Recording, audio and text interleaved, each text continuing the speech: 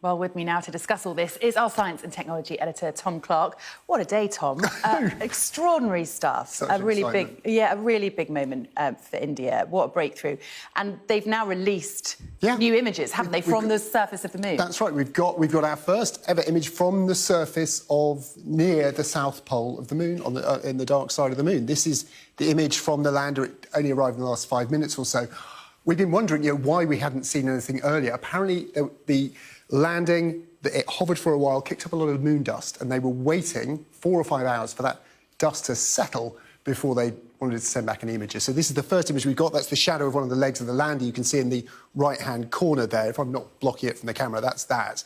We also got some images as the lander was descending that came in the last hour. I think we can see them in sequence, taken from above, maybe. Yeah, here we go. So this is the first of those images. If we move through to the next, you can see the kind of journey of the lander as it went down. They're quite wobbly because it was moving around.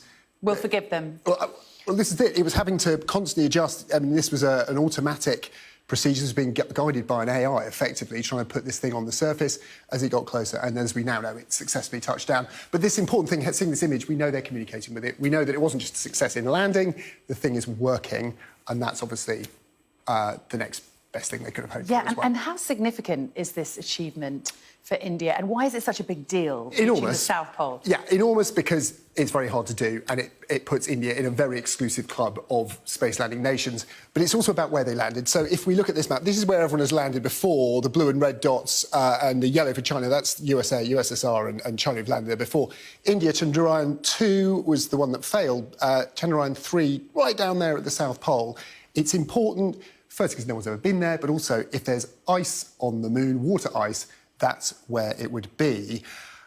But the other significant thing I wanted to point out is just how busy the moon is getting right now. There's almost a queue of traffic heading this way.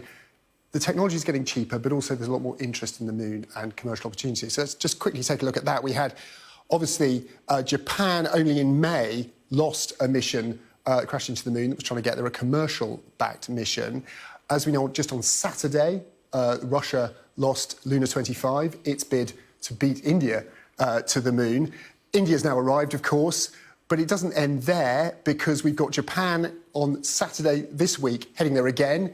We've got November, we've got a US mission launching to Mars, another mission to send astronauts around the moon by the US next year, and China, which has already demonstrated its prowess as a lunar country, also has plans for a robotic mission and future manned missions in the next decade or so.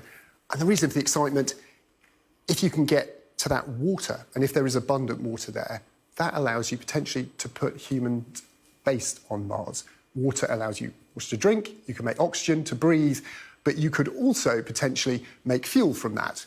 Once you can make fuel, you can send cheaper missions because you can fly back from the moon to Earth and not have to carry your fuel with you, or go all the way to Mars and deep space exploration. But it also raises a slightly worrying and controversial subject of whether people want to extract resources on the moon, and that's one to watch, especially as it becomes commercialised. And I guess, what's the next step for India? Are they set to become a space superpower now?